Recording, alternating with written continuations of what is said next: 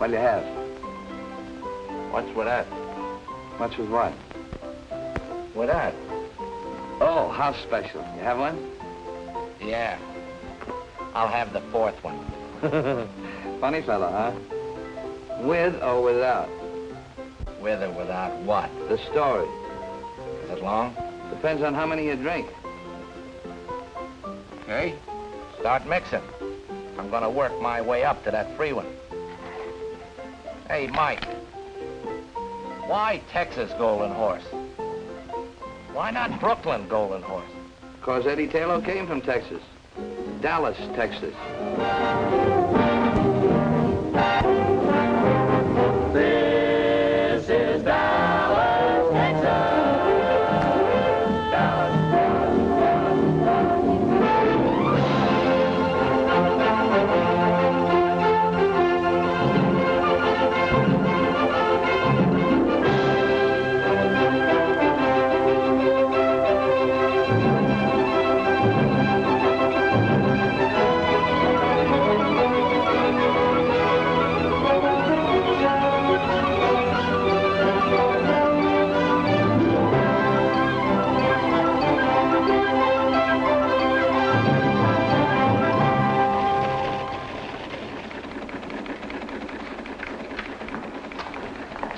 Boy.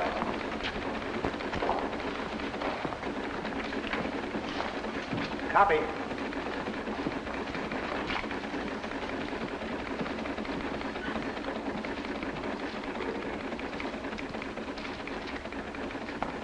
Say, copy. Got anything for me? Nope. You don't expect to get anything for that place. Not on the Dallas News, do you, Eddie? That's good. I'm kind of busy here anyhow. Who are you kidding? Copy! I'll see you.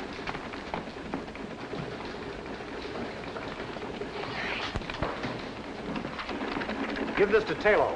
It might interest him. Yes, sir. Copy. Got something for you. Yeah, for me? San Angelo's your hometown, isn't it? Yeah. Got a story here, just came in. About old T.X. Taylor. Any relation of yours? My grandfather. Says here he's dead.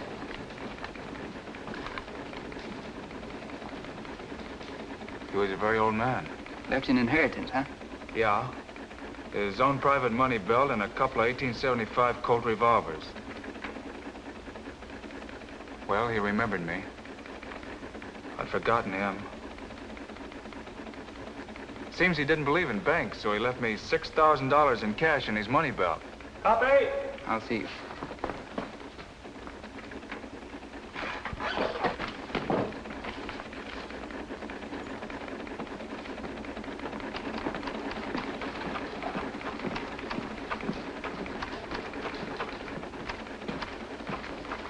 Mr. McGonigal, Yeah?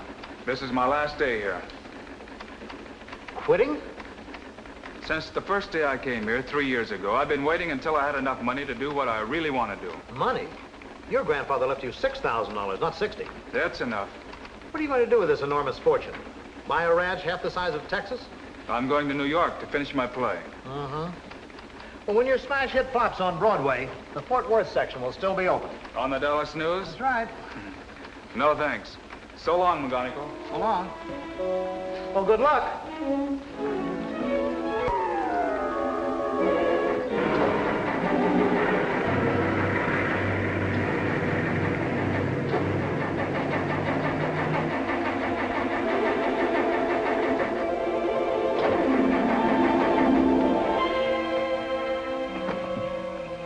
Eddie got off to a swell start. 26 miles out of Dallas, he had car trouble. But if there had been no car trouble... Say, mister, would you give me a lift, please? I'm not very heavy. Where did you come from? I was asleep there beside the road, and then I heard you making all that noise. I guess it woke me. Go away. You're a very rude person. You're not a nice girl. Out on the highway this time of the night. There's nothing nice about you either, not a single iota. It so happens I'm running away from home. Some people do it in style, some have to do it my way. So for your information, I am a nice girl. And now, if you'll excuse me, good night.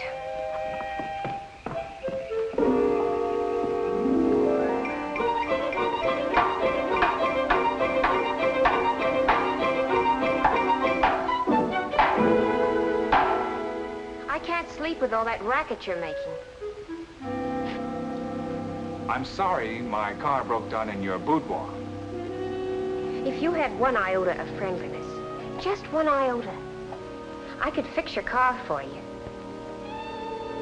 That I'd like to see.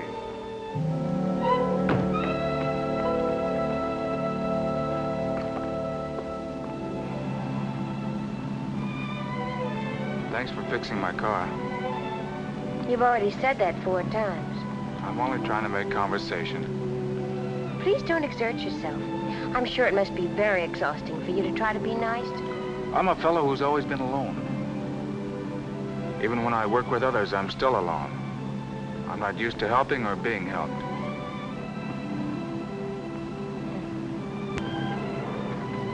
Isn't it funny that I should be running away from the ranch when that's what I like most of all? What ranch? Oh, didn't I tell you? It's the family ranch in Texas. It's just outside of Calinamo City, and it covers about 115,000 acres. And you should see the horses we have. 2,800 of them, not counting the wild mares in their foals. Look, miss, I know Calinamo City pretty well. There isn't a horse ranch within 200 miles of that place, and we both know it. Yeah, but if there was such a place, wouldn't it be wonderful? What are you really running away from? A gasoline station. That's why I know so much about cars. My brother and I ran it till he got married, and then when his wife moved in, I felt sort of unnecessary. You know, like I was crowding the place. Still, it's better than bucking the world on you. Unless you have a grandfather who left you a hunk of dough. All I have is a diploma from the correspondence school. It's a very attractive diploma, though, and it says I'm a perfect secretary. Shorthand, typing, and business management. You've got a job waiting for you someplace, huh? No, but I'll get one. And then when I've made enough money, I'll come back to Texas and buy myself a ranch with horses. Oh, the loveliest horses. You haven't told me anything about yourself. You've been awfully quiet. We interrupt this broadcast to bring you a very special bulletin. Red Carr is still at large. Red Carr, who robbed another bank in East Texas this morning, was last seen steaming away in a fast black coupe. Up to 10 minutes ago, he had not been apprehended. Special warning to anyone who might see him. Red Carr always carries at least 2 heavy caliber revolvers. Approach with caution.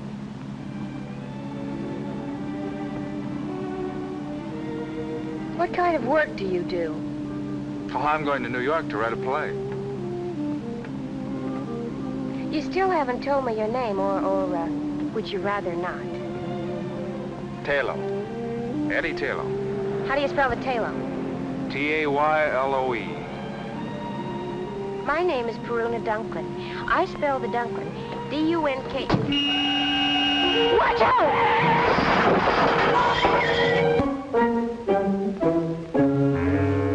Put those guns down. They might go off. Thank goodness you've come out of it. I thought it was the sheriff and the posse. Sheriff? But it was only Mr. Tebow and the doctor. Now, think quick. They'll be in here in a minute. We'll use the name you gave me last night, Eddie Tayloe. That's what I've already told them your name is. Are you listening to me? I'm listening. My name is Eddie Tayloe. Good. And I'm your sister, Perry. My sister? It makes it look better. Red Carr wouldn't be riding around with his sister. What's Red Carr got to do with this? Who are you? Eddie Tayloe. That's fine. And don't worry about your money belt. I put it under the couch after Mr. Tebow helped me get you into bed last night. I'm getting out of here right now. What happened to my shoulder? You're lucky you're alive. I don't know. And who's this Mr. Tebow? This is his house. He lives here alone. His wife ran away with the dentist, but he doesn't care, he says, because now he doesn't have to pay the bill. Anyway, he helped me get you here after the accident. You remember the accident, don't you? Remember it. I'm still in it. It's getting worse. And we're so fortunate that Mr. Tebow didn't recognize you. Let's get something straight. I'm not Red Carr. Of course not. You're Eddie Tayloe. We agreed on that, didn't we? It's not a matter of agreement. I am Eddie Tayloe. And I'm your sister. I have no sister. You better have one if you know what's good for you. Hello, Doctor. Hello, Miss... Tayloe. Perry Tayloe. And, you're... I'm Red Carr. You've heard about me, Doc, haven't you? Why, everybody around these parts knows about Red Car. What are you nodding your head for? Don't you believe I'm Red Car, don't you? Yeah. And now, perhaps it would be better if I talked to the patient alone.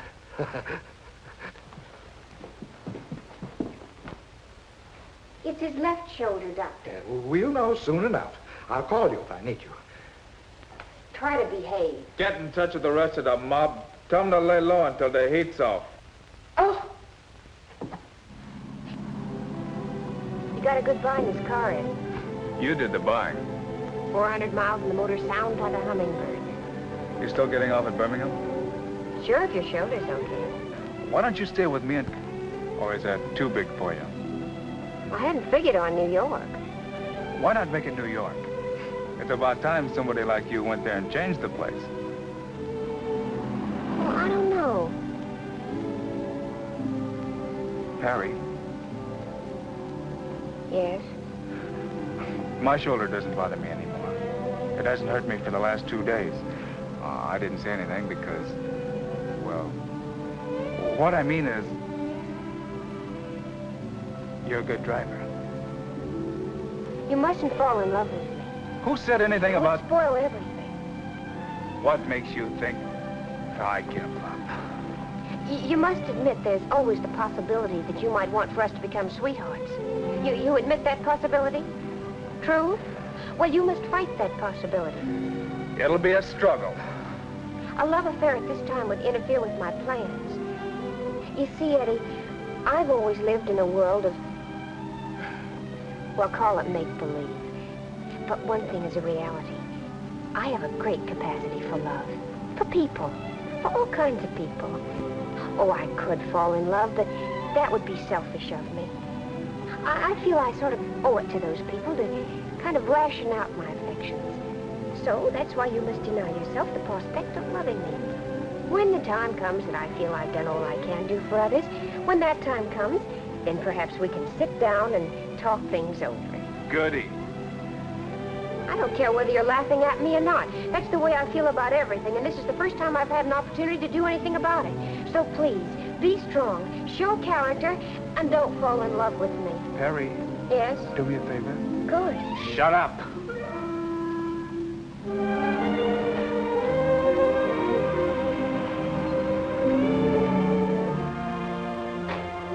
What are you gonna do, walk out on me right now? You said your shoulder's okay? Well, I'm a little tired. You drive for a while. After all, it's a long way to New York.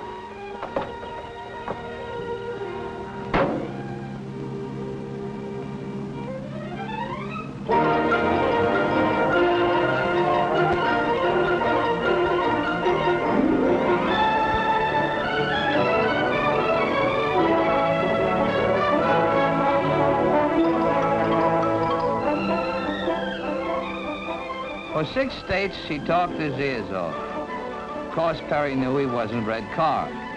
But she kept up a rack just for the fun of watching him blow his top. And all the time, he didn't know that she was giving him the needle. It's funny how some gals know just when to use reversed English.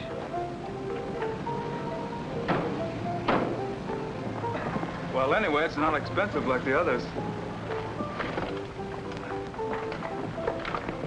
It'll make a good hideout. For the last time, I don't need a hideout.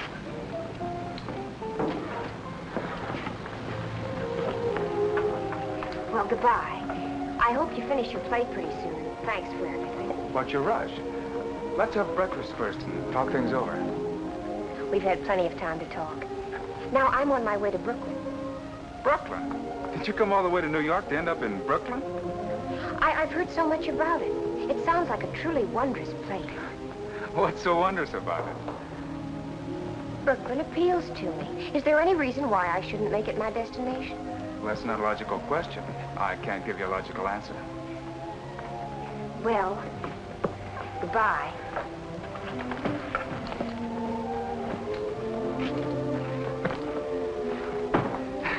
I hate to see you rush off like that. Eddie, you're being romantic. I give up. In plain and simple language, goodbye. Will you get in touch with me when you get settled? All right, Eddie.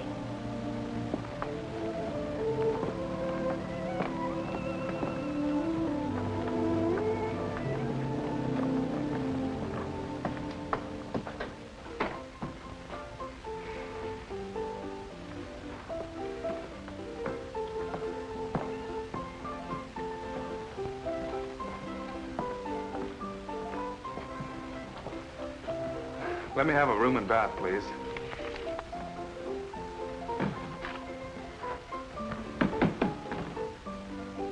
Kate. 105.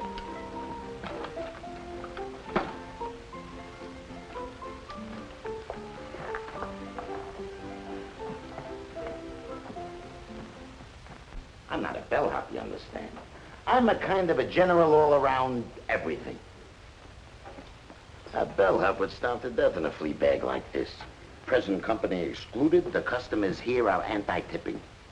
That's why I gotta be illegal to make a living. Like I take small bets from the horse playing set. I got a regular clientele. You can become a member. Where's the phone? No phone. A hotel without a telephone? Downstairs near the bar, there is a public phone for the accommodation of the guests. That's very accommodating. Frankly, it's a plot against the customers, to make them drink. You see, every time you go down to answer the phone, you buy a drink. Well, what if I don't want to drink? Don't be a character. You get into the habit.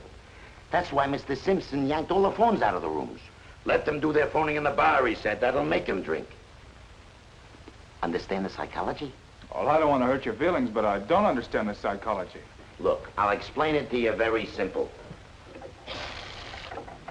Say you're a guy, and you answer the phone, and it's your girl, and she says, Harry, take it like a man. From now on, Joe has took your place in my heart forevermore. What is Harry gonna do? There is a bar, all laid out for him. Congenial company, and a bartender will listen to anything. What is Harry gonna do? Right.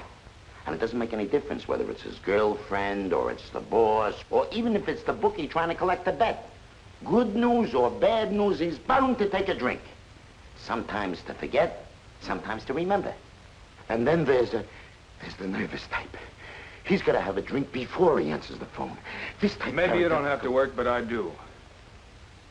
A writer. Do you mind? A regular character. If anybody calls you... Nobody's going to call me. But if I get a call from Brooklyn, and it's a girl, nobody's going to call me. But if anybody does, I'll come up and get you. You don't have to worry about tipping me. I make my money illegal, but legitimate. Only, I got to figure you out first. Yes. Yes. We'll do everything we possibly can. Goodbye. And now, Miss Taylor, what kind of room would you like and what district? You know the YWCA may not be able to find it for you. I'd like to live in the loft of a stable. A stable. Did you say you wanted to live in a stable? Yes, please. If it isn't too much trouble. You're aware that there might be horses in that stable? Oh, yes, of course. I'd favor a stable with horses in it. But if you can't find one with a horse in it, I'd still favor a stable, even if it was empty. Oh, well, now that makes it much simpler. I hoped that I would be able to find such a place here. After all, this is Brooklyn, so naturally... Oh, yes, naturally. Naturally. Naturally.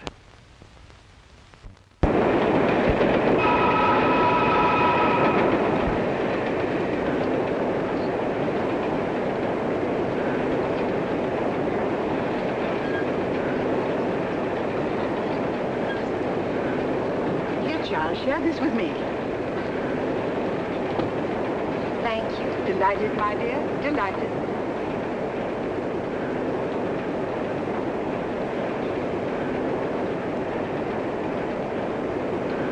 Is anything wrong? There's nothing, my dear. Nothing of it. It's an allergy that I've developed ever since coming up north. I don't know what it is, and I've been to dozens and dozens of doctors.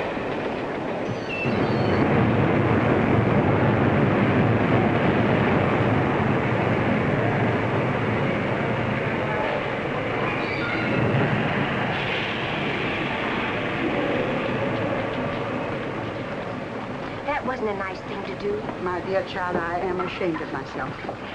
You'd never think I used to be able to empty a purse with a hand as light as a goose feather. But you could have asked. I asked no one.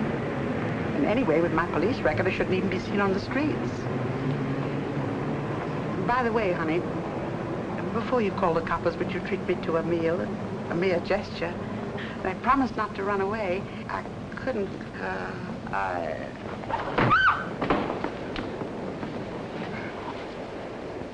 But you gotta answer some questions. Why?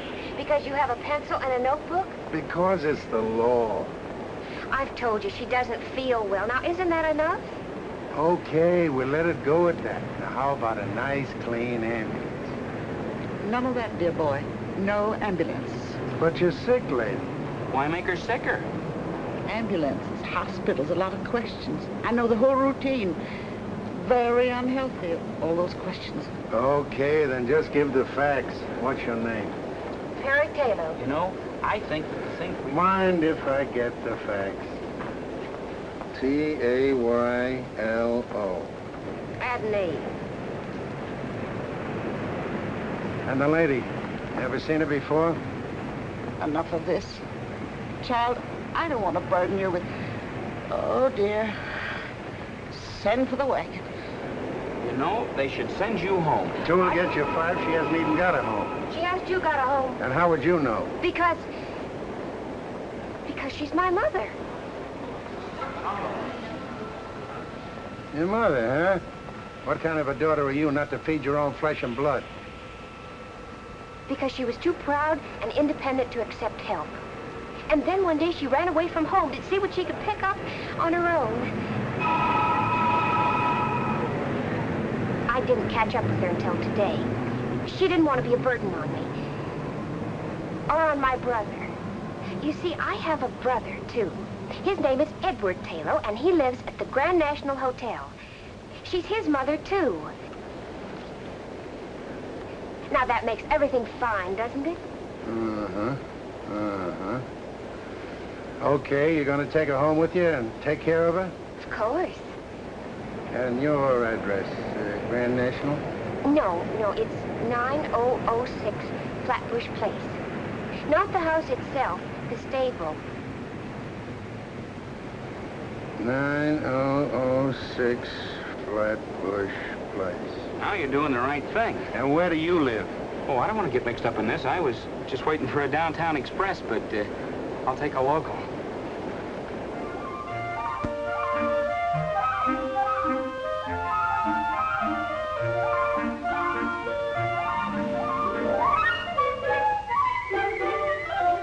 Will one of you sweet girls please say something? My daughter and I have answered all of your questions.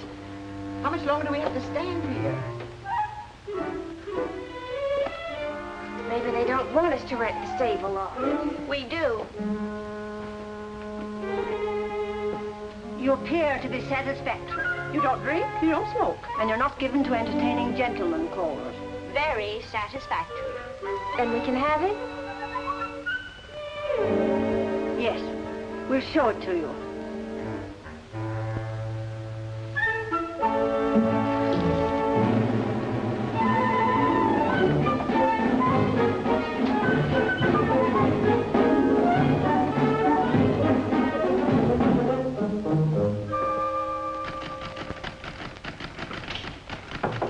Come in. Telephone for you. For me? The police department. Well, it's a gag. Why should the police want me? Don't be disturbed, character. When the police use the telephone, it can't be anything serious. Maybe they just want you to identify a corpse. It's okay, you can go that way. We're informal here.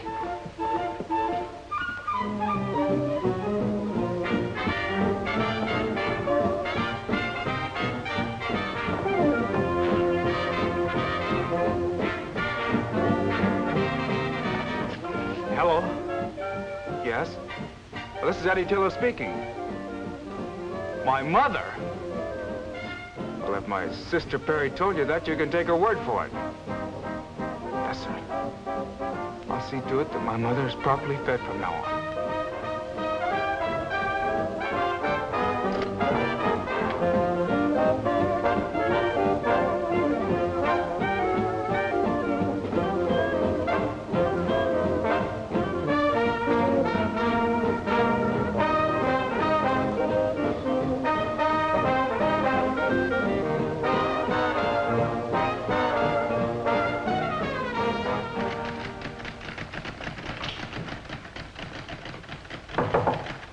another telephone call. Your sister.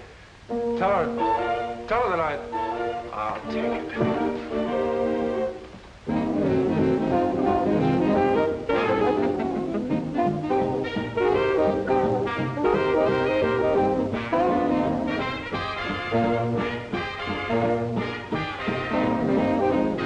Hello.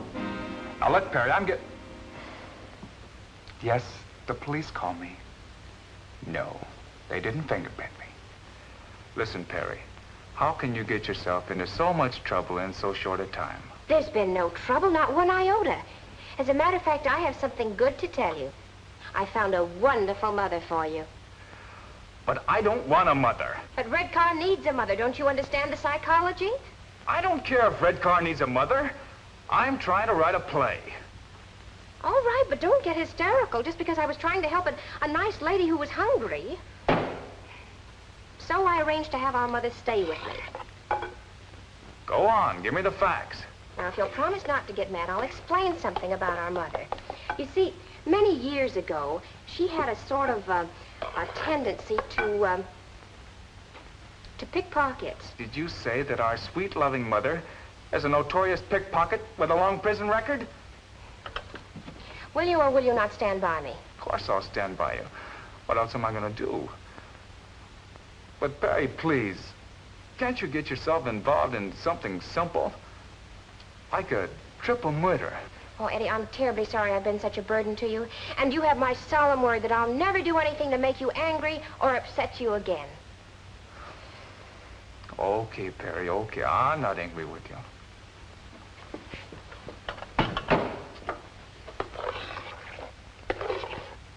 Hello? Hello, Perry? Perry? Hello? Hello?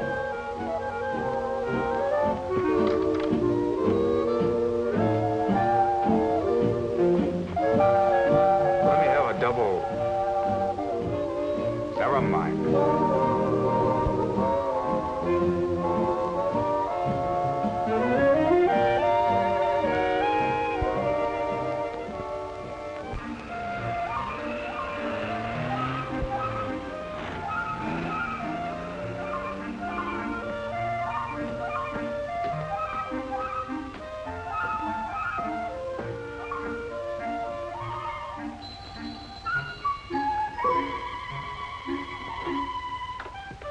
Yes? I'm Eddie Taylor. I'm expected, I believe.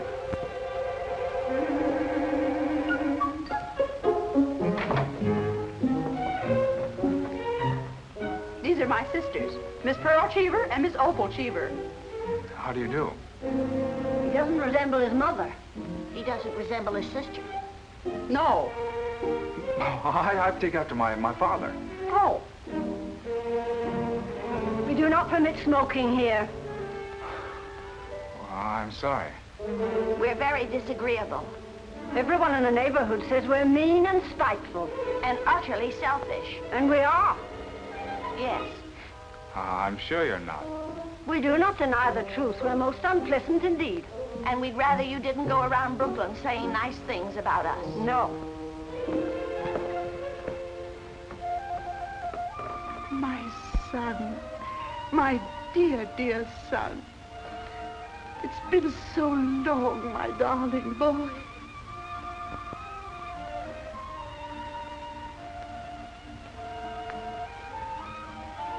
You may use the sitting room. Thank you, dear girls. Come along, my sweet. Remember, no smoking.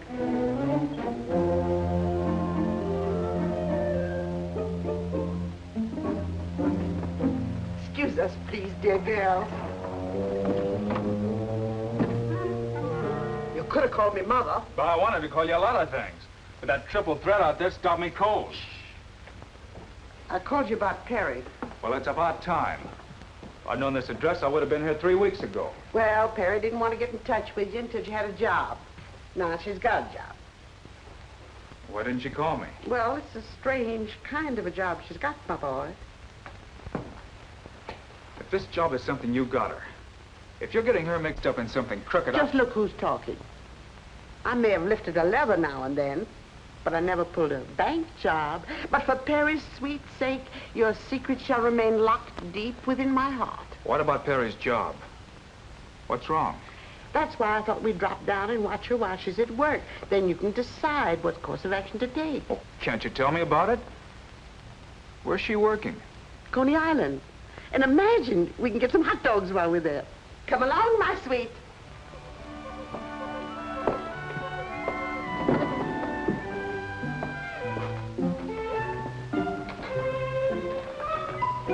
What time will you be back, Mrs. Taylor? Oh, in an hour or 2 or 3. And thanks for a most unpleasant time. You must come again, Mr. Taylor. Oh, I will. Anytime I want to get depressed.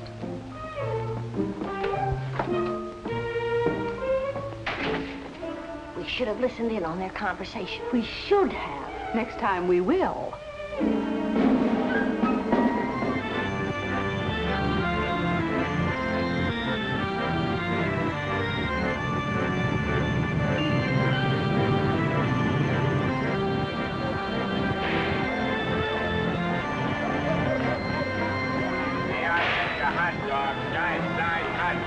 Coney Island special, 12 inches from head to toe. I'll have one.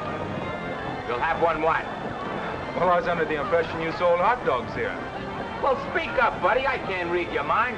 Here, get your hot dogs. Everybody likes them. Only 10 to a customer. Mustard? No. Take it or leave it, buddy. In this business, we got a short season.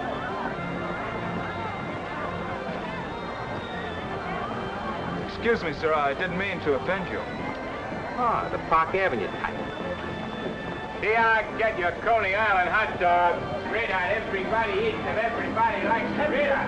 But I told you I didn't want another hot dog. Well, don't eat it. I'm just trying to keep both your hands occupied. Here, hold these for me a minute.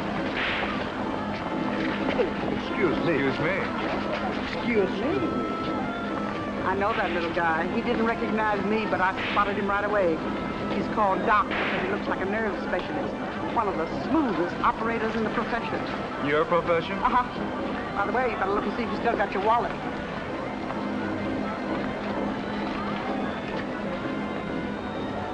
I knew he was lifting levels the minute he bumped into you.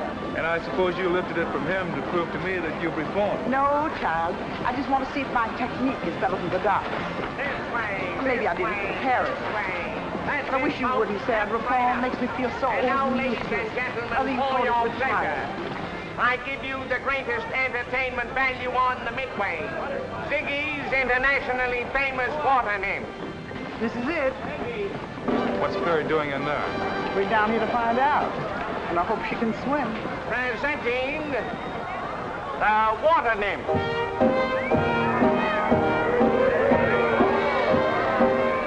There they are, everybody. Ain't they out of this world? And each one born and bred in Brooklyn. And this one, all the way from Texas. Miss Perry! Say, she's all right. Folks, these girls are not only gorgeous, they're daredevils, as you will soon see for yourselves behind these closed walls. And now, ladies and gentlemen, I'd like to have you meet the girls personally. Honey, tell the folks your name. Jean Dean.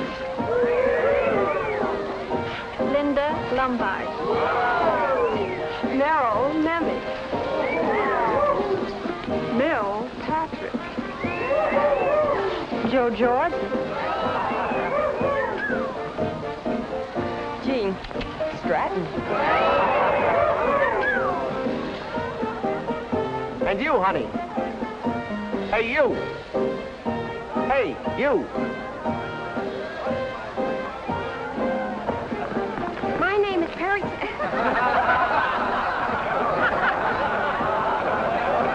My name is Perry Taylor.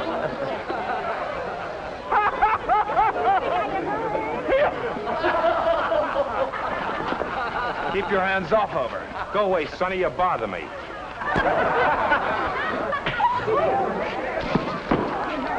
Right down this way, folks. Come on down, right down this way. The biggest show on the Midway. Come on down, folks. The biggest show on the Midway. The show is going on now. Right this way, folks. The biggest show on the Midway. See the fire in it, folks. Come on down, right down this way, folks. Come on down. Way. Jeepers Jumbo's a beautiful Siamese temple dancer. Tickets right this way, folks. Go right in. Right over this way, folks. Get your tickets.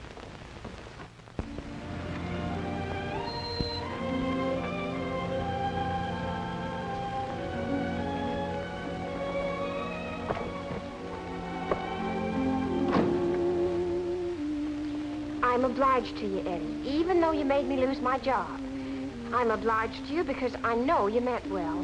But in the future, please let me pick my own jobs and you stick to your playwriting. Oh, what's the use? I give up. Here. Call it a loan or whatever you want. You'll need it until you get another job.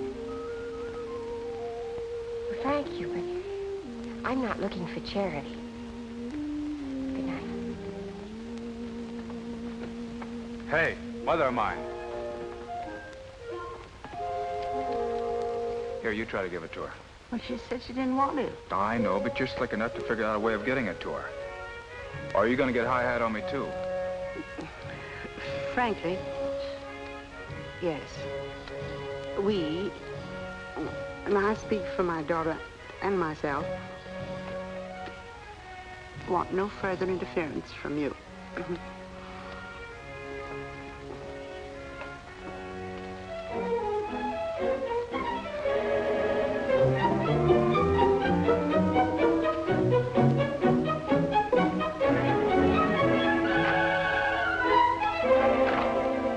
I told you, Mr. Acco never does musicals. Junior, how many times do I have to tell you to keep that phone off the hook when I'm trying to eat? Eating? Yeah, I was having a little snack in there, but I've got a very sensitive stomach, and I can't eat a thing with the phones Do you ringing. mean to tell me that you've been eating all the time I've been waiting? Junior, Yeah? who is this man? He wrote a play. I returned it to him, but he insisted on a personal interview with you. I told him you'd be tied up for at least an hour. And all that time you were only eating? Well, why not? I didn't bother you when you were working on your play, did I? Why do you feel that you should bother me when I'm trying to eat? Oh, stop that. This is no beauty parlor. Now, do you mind if I return to my chicken sandwich on white toast with no dressing? Wait a minute. Before you go, I would like to know something. In fact, I've reached the point where I must know. You see, everybody on Broadway has turned down my play. Now that I've exhausted the field, I've got to know. Should I try to write another play? I never read your play. You know, well, how could you turn it down? Because Junior didn't like it. Junior didn't like it. How could you let a thing like that pass judgment on my play? Now, wait a minute, son. Take it easy. Junior has an uncanny eye for anything that looks like a potential hit play. Why, he could get 1,000,000 jobs tomorrow any place on Broadway. But he's my son, and I won't let him go. Junior, tell the gentleman if he has any talent. I don't care what he thinks. Well, you asked me a question. Junior will have to answer you. I can't. All right, I'll take his opinion. So Eddie asked Junior. But even Junior didn't like it. Nobody liked it. Eddie was a bust. When I met up with him, Eddie had fire coming out of his eyes and smoke coming out of his ears.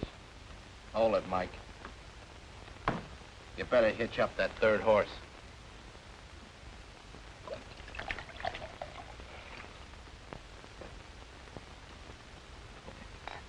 What's more? What's more with what?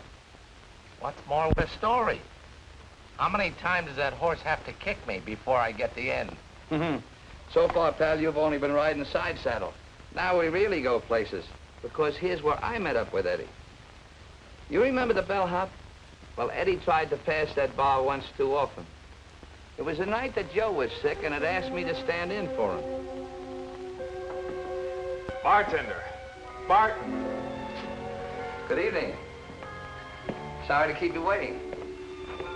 I was just getting ready to close up. Okay, what do you have? Poison. What kind of a chaser? Don't be a comedian. Give me a bourbon and water. Bourbon and water.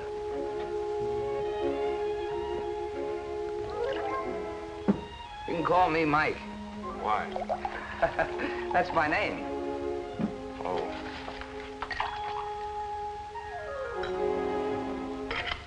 I want a bourbon. Yeah, I know. But I want you to try one of these. It's a little concoction of my own. Look, I ordered a straight bourbon. Yeah, I know. But just try one of these.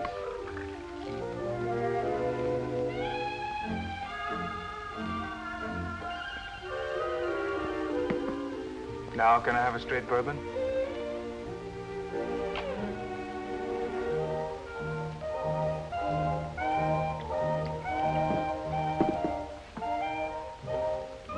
Good, huh? call this drink? Golden Horse. Okay, Mike. Let me have another golden horse.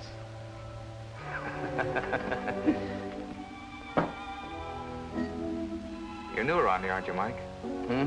You're new around here. Oh, yeah, I'm only here for the evening. Joe has a cold. Oh. Say, Mike, how do you make this, golden horse? Well, first a little dab of Texas sunshine. Then some rain. A little hail. Gotta have some hail. Some snow. A couple of earthquakes. Then you make a very tiny waterfall out of it. Just a little teensy one. And you top it off with some good old Mother Earth. I like you, Mike. You've got a great sense of humor. Pour one for yourself. Thanks, Eddie. How'd you know my name was Eddie? Oh, he told me when you first came in.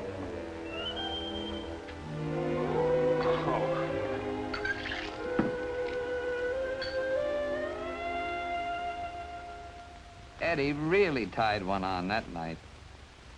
6 hours and 12 bars later, I got the whole story.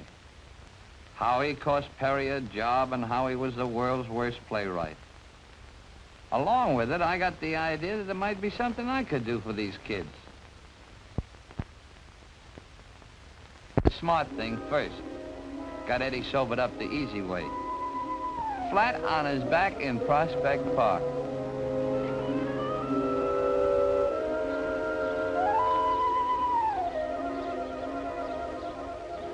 Mike? Mike?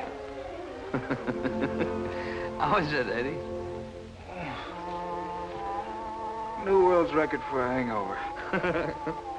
Well, the Turkish bath ought to help you a lot. There's one near here, too. Best Turkish bath in Brooklyn. Brooklyn. A truly wondrous place. I thought you'd like it. At Prospect Park. Oh, I could lie here for hours. It's like Texas, without the sagebrush. You know what I need? A long ride on a horse. That'd fix me up. Well, let's try the Turkish bath first. And while we're there, you can get your clothes clean. Then, if you want, you can rent a horse. I'll go along with you on that Turkish bath deal. The horse is off. It's gonna be pouring here in a few minutes. I wouldn't take a mule out in such weather. Say, I know where we can rent a horse and the rain won't even touch us. And you can have any kind of a gait you want, fast or slow, or one that'll rock you like a baby in a cradle. And you can have your Texas sagebrush, too. Where is this heavenly spot? Right here in Brooklyn. This Brooklyn is truly a wondrous place.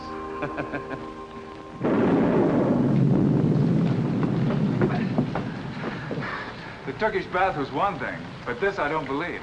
Here I get to ride a horse through sagebrush? Come on, Eddie. So I took him to Mr. Gabulian's riding academy. It was strictly out of this world, and that included Mr. Gabulian. He was a whacked-up guy, a fugitive from Ripley. Wow. What is it, a zoo? Mike, you're a man of your word. It's all here. But I'm wondering if I am. Well, it was a place a man could go when he got fed up working 9 to 5. For 2 bits at Mr. Gabulian's, he could live dangerous, sail the 7 seas, and track down wild game. Yeah, the academy was something. And it was just what the doctor ordered for the kid. Soon as Eddie got 1 foot inside the place, I could see his troubles begin to peel off. I give you your choice of any horse in the place. Use that one.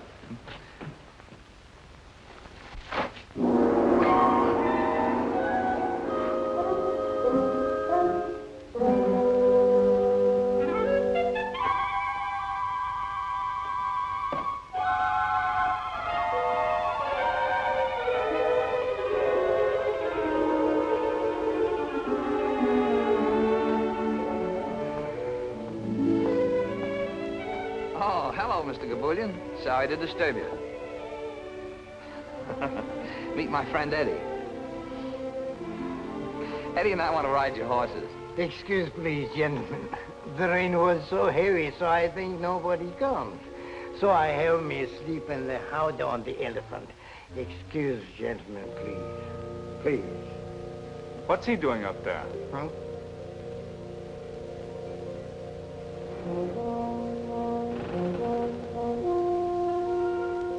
That's Captain Lars Jean. He was a real skipper once.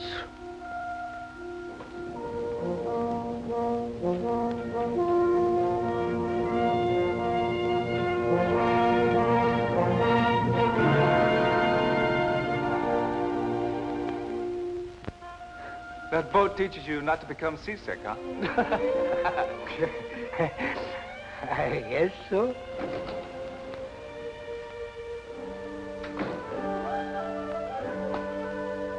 Excuse, please, gentlemen.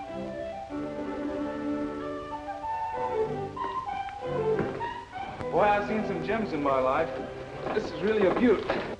Good afternoon, Mr. McWhirter. Good day to you. It's a miserable day out. Oh, sure. It's good that you are here.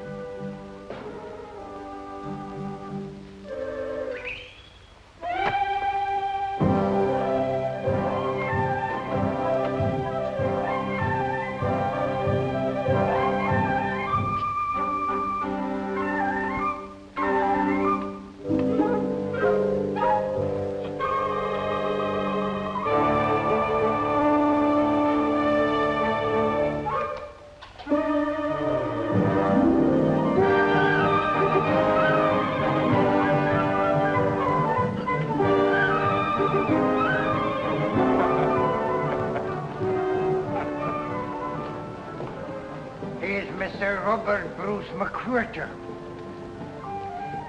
He owns a nice bird store on Fulton Street. So every day he rides the camel.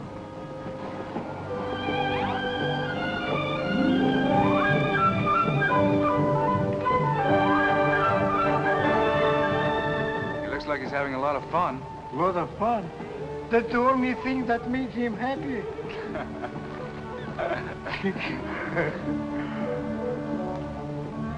Now, this is to start. When you like it fast, move forward. Boy, Perry would really love this. She'd go crazy for this machinery. Hey, Mike, look at me. I'm right across West Texas. Come on. Oh, go ahead. Oh, you're good.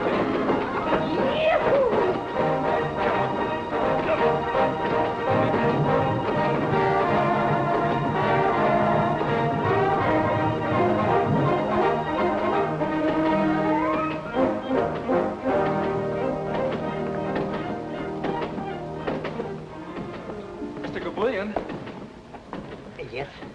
I want to make you a business proposition. You see? I want you to hire a young girl to help you run this place. Maybe I better wash my face. My eyes, maybe they are open, but my mind is still asleep. Excuse me, please. Mr. Gabulian. Yes? She'd be wonderful for you. She loves horses, and she could fix any mechanical gadget in case something should go wrong. You make a joke. Excuse me, please. Mr. Gabulian! And yes? I mean it most seriously. She would be a real help. Help me what, sir, please? Help me not to see a customer? Help me not to pay the rent? Help me not eat like a man should eat? Help me that way, mister? No, it's not right. You shouldn't make fun of me. Excuse me, I go back to sleep. Mr. Gabulian. Yes. I know you can't afford it. So I'll give you her salary every week, and then you can pay her. Well, in other words, she'll be getting the job on her own. Understand? Why should I go back to sleep? I stand here and I sleep already. Don't you see? This girl needs a job. And I want her to have this one, here. Well, you'll have someone to help you. And it'll cost you nothing. It will cost me nothing? Absolutely nothing.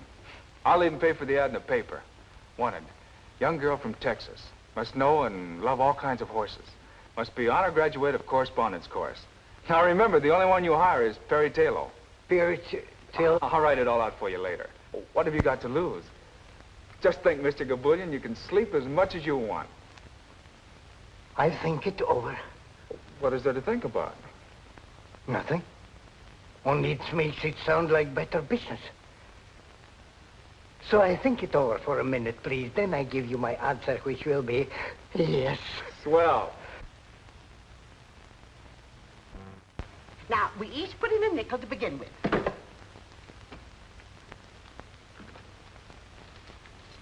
That's my girls. Now, let me see your hands. Now, you remember you all promised Perry you'd learn to play games. You know how anxious she is to liven up the place. And how are you going to play poker if you don't let me teach you? That's my girl. Well, you have a very bad poker hand, dear. 2, 4, 7, 10, jack, just nothing at all. But if I were you, I'd hold on to this jack, because that's your highest card, see? And ask for 4 more cards. I'll gladly give them to you. Nice, fresh, new ones. Now, no, you hold on to that, dear. Now, Ruby, let me see what you have. Why, that's wonderful. You've got a pair of 4s. Now, if I get a pair of 2s or 3s, you'll beat me, you see. You see how simple it is to play poker? Now, dear, let's see what you have.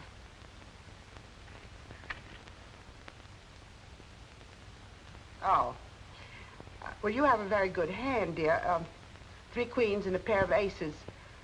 Very good hand indeed. Poker, one must always try to improve one's hand. So, I'll throw away these 2 aces and try to buy another queen, because 4 queens, you see, would give you a perfectly lovely hand.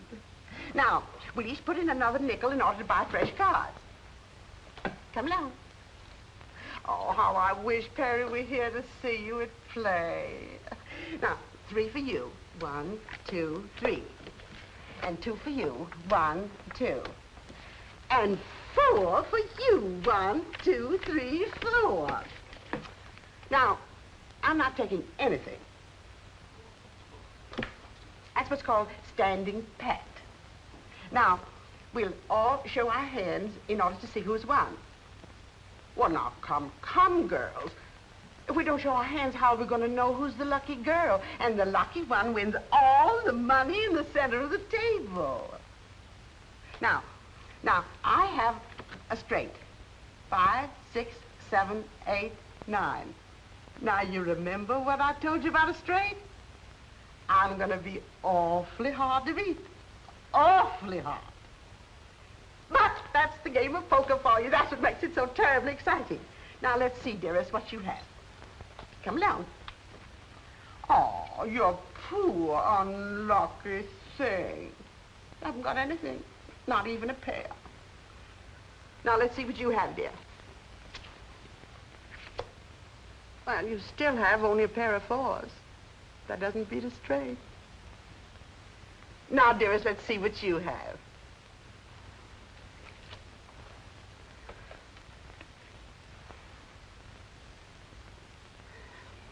Four queens.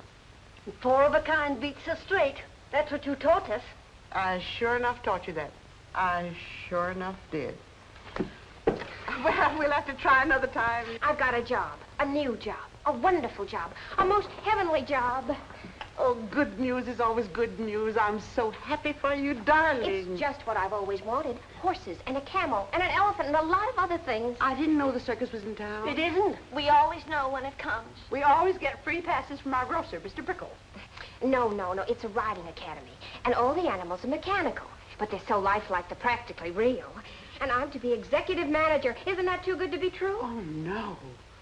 But I've got to have a riding habit. I wouldn't look as if I were running the place unless I did. You know, I've noticed that our dear, dear Chiva sisters are very handy with the sewing machine. We've never made a riding habit. Only Mother Hubbard's. And slip covers. Yes, but under my supervision, dear girls, you'll make a riding habit, a more than suitable riding habit. But first, let's return all the losings to the losers. You were the only loser. Well, I guess I'll have to teach you how to play gin rummy. There were about 50 other girls for the job, but I got it. All in all, those three ghouls downstairs clipped me for $8.40. I tried blackjack, casino, double solitaire. I even invented a game and called it Chuck Full of Luck. But that's a commodity on which the Cheever sisters seem to have a monopoly. But it's worth it. Do you notice how congenial they've become? I knew it would work, and I'm so grateful to you. After all, it's your money, child. If you don't mind spending it, trying to warm up those 3 ice cubes in petticoats. Turn around. Not that I think they ever will warm up. Oh, yes, they will. I've already convinced them to come to the academy one of these days and try right on the animals. I don't get it. This concern you have for other folks. I don't get it at all. I've met a lot of people in my day, both inside of prisons and outside. But somebody like you, what do you expect to get out of it? Oh, if I've made people happy, it makes me feel good, that's all. Well, what about making yourself happy? But I am. Very. I'll let you in on a little secret. You're not. And I'm referring to that certain party named Eddie Taylor. You know, I was in love with my probation officer once. I had such a crush on him, it gave me a thrill just to report to his office. But of course, I had to curb any display of affection because, after all, he was my probation officer. But you and this Eddie. How do I look? Don't ask me, ask Eddie Taylor. Dear child, you interfered in my life, so I feel I have a right to interfere in yours. You did something that state prisons, penitentiaries, small jails, and 8 parole boards couldn't do. You made an honest woman of me. Of course, there's enough larceny left in me to keep me attractive. But I want to do something for you. May I, sweet? I know what you're going to say. Well, then why don't you do it? I can't. I can't now, not until he's finished his play, because that's what he wants to do more than anything else in the world. And I wouldn't want to clutter things up for him. You could help. That's what a woman's for, to make a man think he's successful. Oh, no. He told me definitely. He works alone. After he's a success in the theater, then maybe... Well, maybe then. Well, I tried to help. But you have. If I were certain, if I were really certain that Eddie wanted me, you know what I mean. Well, the least you can do is to call up that idiot and tell him you're working and where. I'll do it. I'll do it right now. Do you think he'll like me in this outfit? Well, I don't know about him, but a normal male, well, a normal male would be very normal about it. Eddie.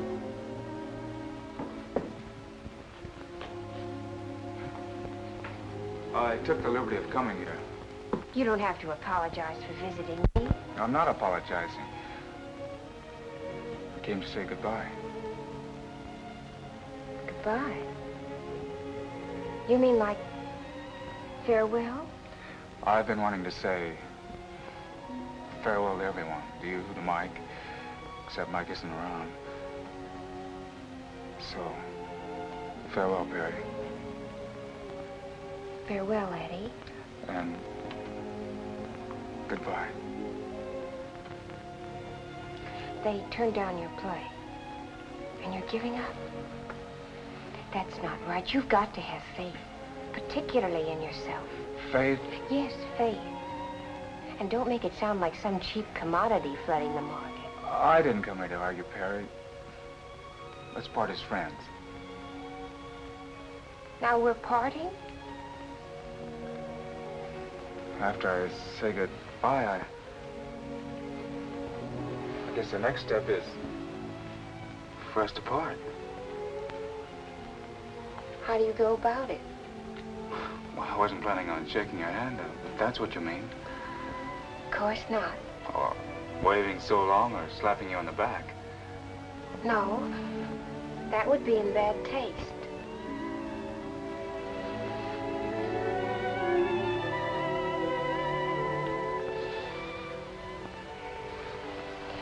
You may fall in love with me now. Thanks. Mr. Gaboulian. Yes? I have figured out just how this business should be run. You see? I've made a graph according to seasonal changes. Excuse, please, I go back to sleep. And Mr. Gabulian, Yes? I have made a very detailed study as to why business has been bad up till now. The study she makes. It's easy like pie. When nobody comes in and uses the machine, then business is bad. So far, 6 months, 3 people come in, so I know business is bad. I know it, Mrs. Gabulian knows it, and all my relations know it. Now she comes and makes it with pen and paper and tells me that business is bad. Big surprise. Excuse, please, I go back to sleep. He's upset because I had him print up 1,000 handbills to advertise the place. Mandy's going to give them out in various sections of Brooklyn. You think that'll help, huh? Oh, yes. The point is, so few people really know about the Academy. Oh, we have 2 regulars, like Captain Jean over there and Robert Bruce McWhirter, who comes in every day to ride across the track. Is he still at it? Huh? How did you know about him? I think I'll take a pony ride. Why, Mr. McWhirter, are you going to take another ride today? Indeed I am. I've been feeling restless all day, and I thought, if no one else is going to use it... Oh, no, Mr. McWhirter. That camel is yours. Thank you.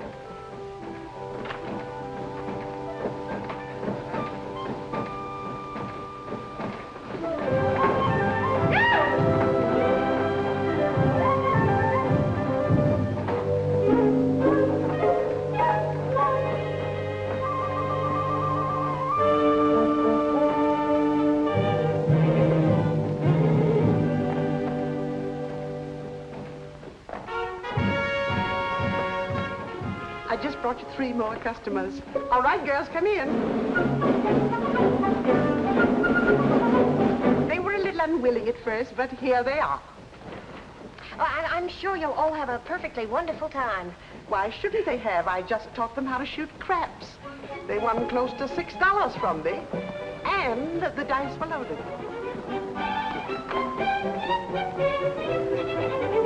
May I offer you the finest horses in the stable? Oh, 2 girls take this one. Happy, Mandy? Thank you, Adam. We didn't help. It's cheaper. All right, come on over. Stirrup. Up you go. There we are. Fun. What did I get, Leah? Let's go.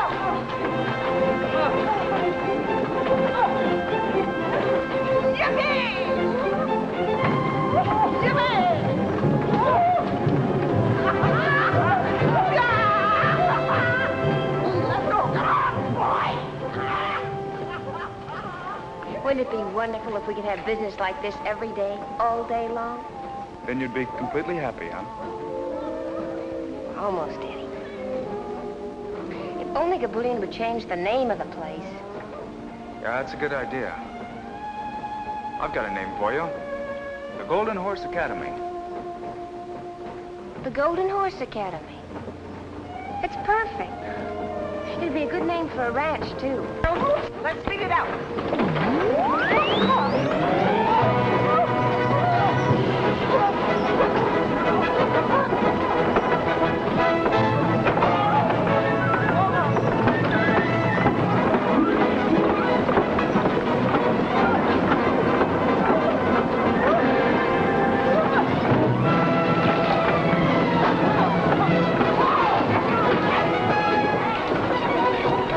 What can that be?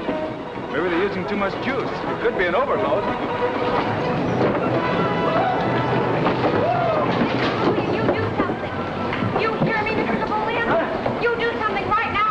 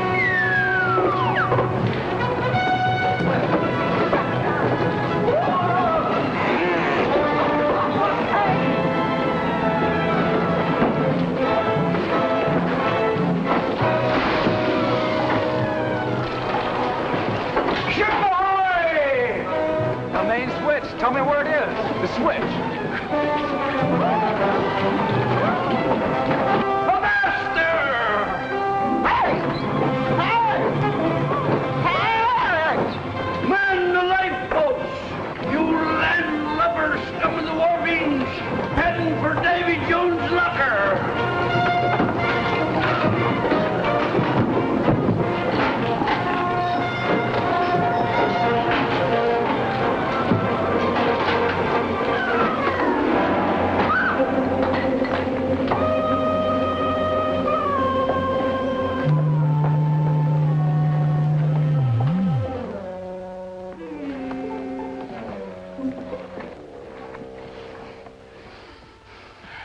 What happened, please? What a ride. Too much business. Just too much business. Yes. You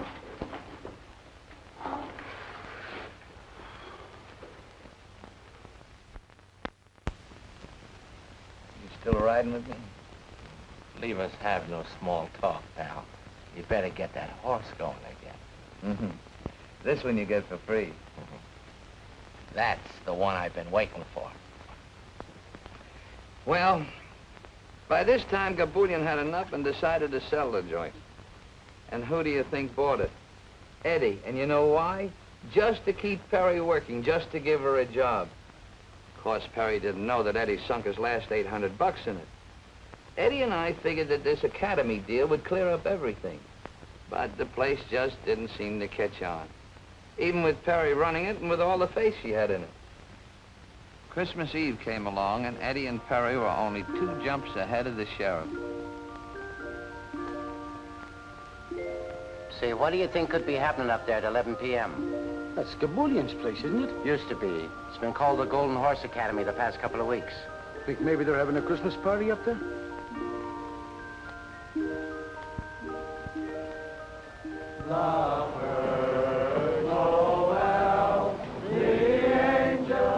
We had a big party. Well, it was supposed to be big. But we wound up just trying to be gay.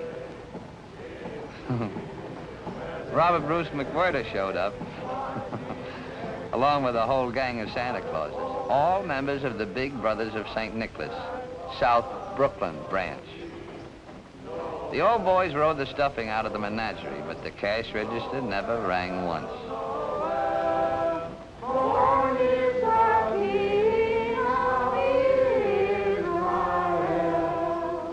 Then Officer Comedy came in. Well, Merry Christmas, Marcus. I'd like to have you meet my friends Perry and Eddie. How do you do? How do you do, Marcus? I said I'd like to have you meet my friends Perry and Eddie. Oh, how do you do, and a very merry to you. I've noticed the lights up here ever since I've been on duty, but I did nothing about it. That's right. Tonight's the night for leaving people alone. Yeah. Then I see what looks to me like a crowd of Santa Clauses come into this building. I follow them in. Get the point? Oh, great work. When I saw his eyes pop at the place jumping with Santa Clauses, something snapped in my noggin. Strange, yes. But nothing that would make me report this incident to headquarters. You see, Christmas Eve is a night for leaving people alone. What do you mean there's nothing wrong? How would it look if a passerby saw them come in and reported it to your superior officer? How would you look if you said you didn't think it was important enough to call the station when you saw a horde of Santa Clauses come in here and take over the Riding Academy at this time of night? You think I ought to check with the sergeant? Is that the sort of thing that happens to you every night? But this is Christmas Eve. Well, does that explain the situation as far as an officer of the law is concerned? Don't let anyone leave. I'm going to call the station. Come with me. Give me the numbers of all the newspapers. Manhattan as well as Brooklyn.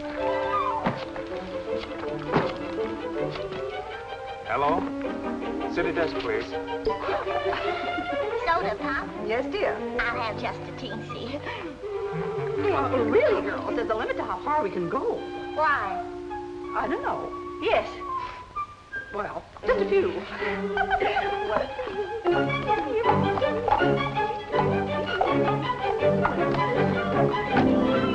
Sure you're not drunk, Comedy? All right, I'll check on it. I'll check on you at the same time. Sure there's a story in it. Sounds like a lot of human interest. I'll send a man over. Right. Well, if you won't help me, I'll call the police commissioner. I tell you, he does this every Christmas Eve, but he always gets home in time for dinner. Something must have happened to him. Here's a newspaper in the Bronx. Well, give it to me. We want complete coverage. 50 Santa Clauses? This time of the night? Have you got the address? Yes, Alice, I've already called the police. Oh, you have too? But what could have happened to them? We just got a tip about 100 Santa Clauses, all drunk, running wild someplace in Brooklyn. Yes, lady, I got all that. Now, how was your husband dressed? Oh, like Santa Claus, huh? Maybe he got stuck down the wrong chimney. Now, look, lady, don't take it so serious. We'll find your husband, all right. No sense of humor. Gin.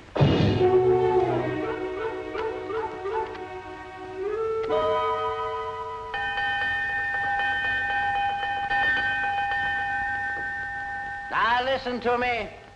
Listen to me, all of you.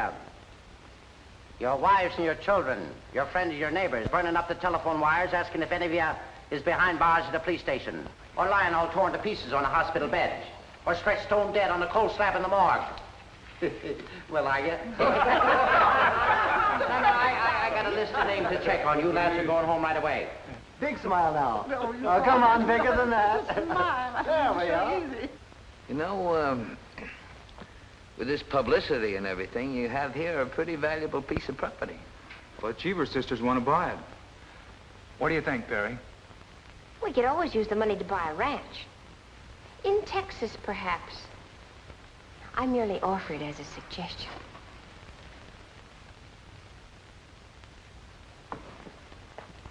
We'll raise herds of golden horses, Eddie. Real golden horses. Maybe 50 of them to begin with. And a lot of little golden colts. 100 golden horses, Perry, to begin with. And after that, well, maybe many more. You know, my grandfather used to have several thousand on his ranch. Eddie Taylor, now don't you start pretending.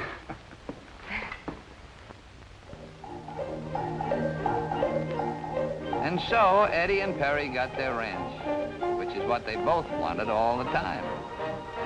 Now in Texas, babies come on golden horses. None of that stalk business in Texas, no sir. And that whole ranch was loaded with golden horses. You expect me to believe all that? How'd you like the drink? Fine. Didn't even feel him. So long, Mike. So long.